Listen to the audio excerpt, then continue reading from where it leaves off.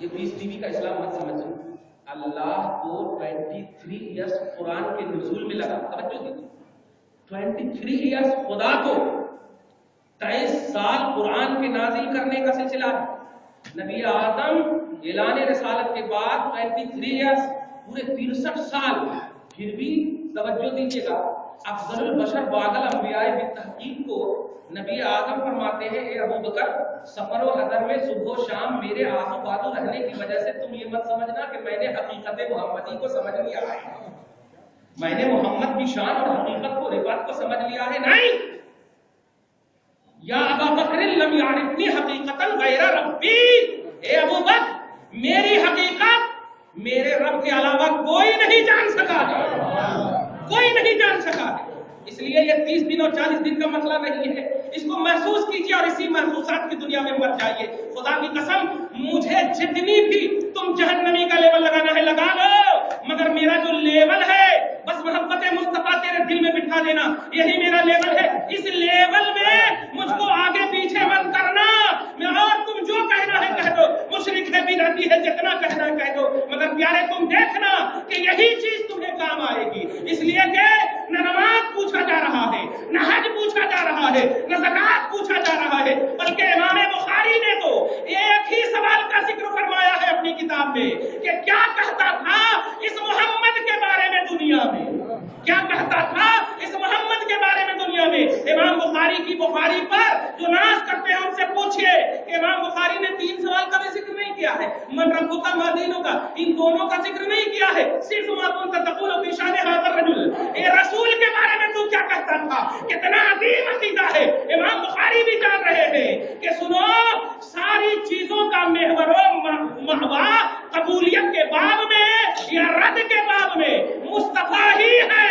اگر ان کی مہر ہو گئی قبول ہو جائے گی, ان کی رد ہو گئی تو مردود ہو جائے گی.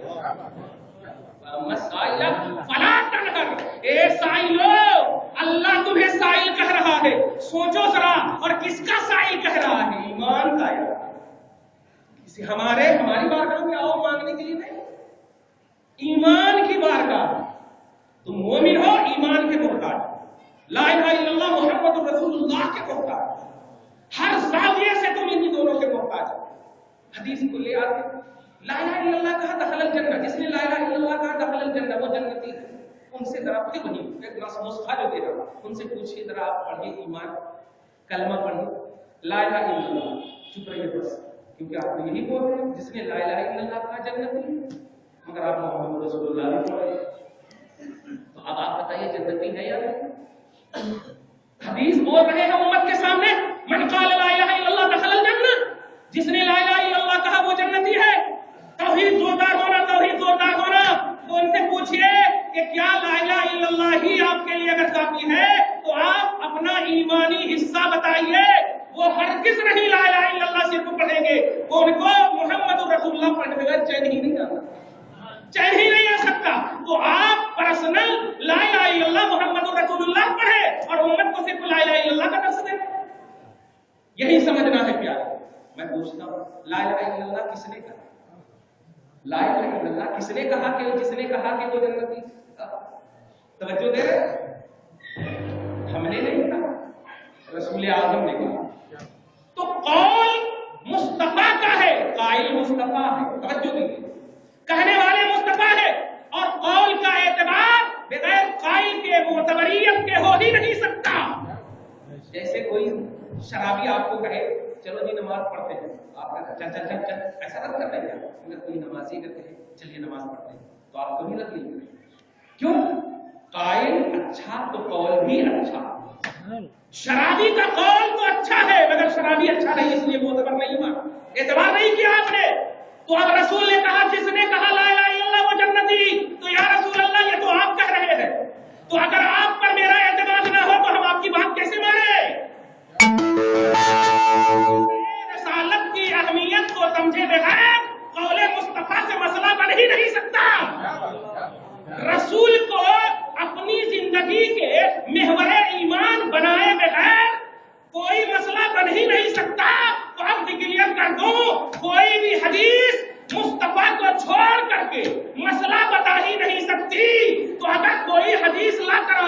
ویڈیو پیش کرے کہ یہ حدیث ضعیف ہے، اس حدیث میں یہ کرنا کہتے، وہ کرنا کہتے، یہ کرنا کہتے، چھوڑ، بتا مصطفیٰ نے کیا کیا ہے، پہلے مصطفیٰ کا اعتماد دل میں ڈال، تب قول مصطفیٰ کو دل میں ڈالنا، اس لیے کہ ذات معتبر ہوتی ہے تب بات معتبر ہوتی ہے۔ اس لیے بات کے اعتبار سے ہمیں بھی فرق کیا جا رہا ہے۔ توجہ تو مسلمانوں، توجہ۔ تو اب وہ حدیث پاک سنیے، درود شریف پڑھیے، اللہم صلی علی محمد وعلی آل سیدنا مولانا محمد وعلی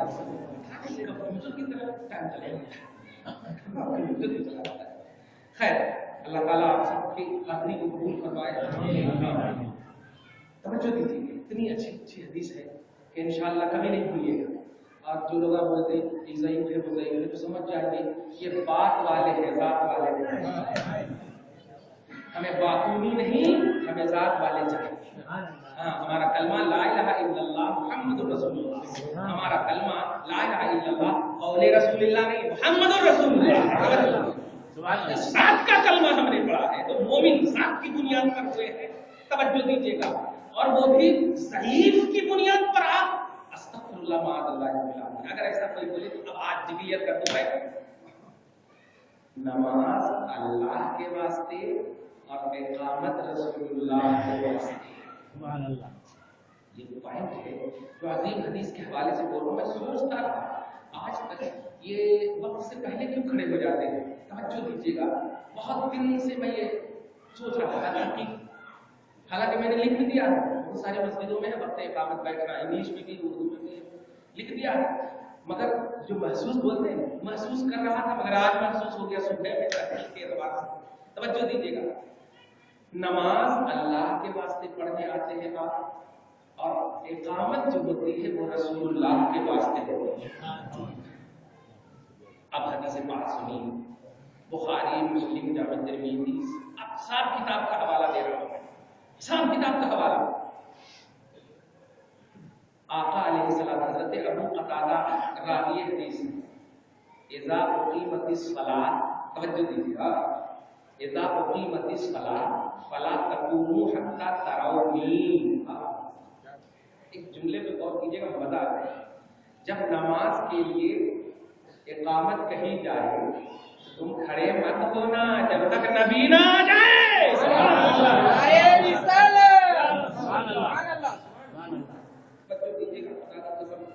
کیا جملہ ہے، نماز اللہ کے واسطے اور اقامت رسول اللہ کے واسطے۔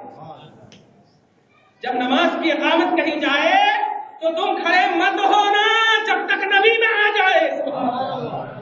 اے نمازیوں، اے حج کرنے والوں، اے زکات کے ہندو، اے تمام اعمال صالحہ کرنے والوں، مبارک ہو تمہیں، تیرا حبیب تیرے ساتھ ہے، مبارک ہو تمہیں۔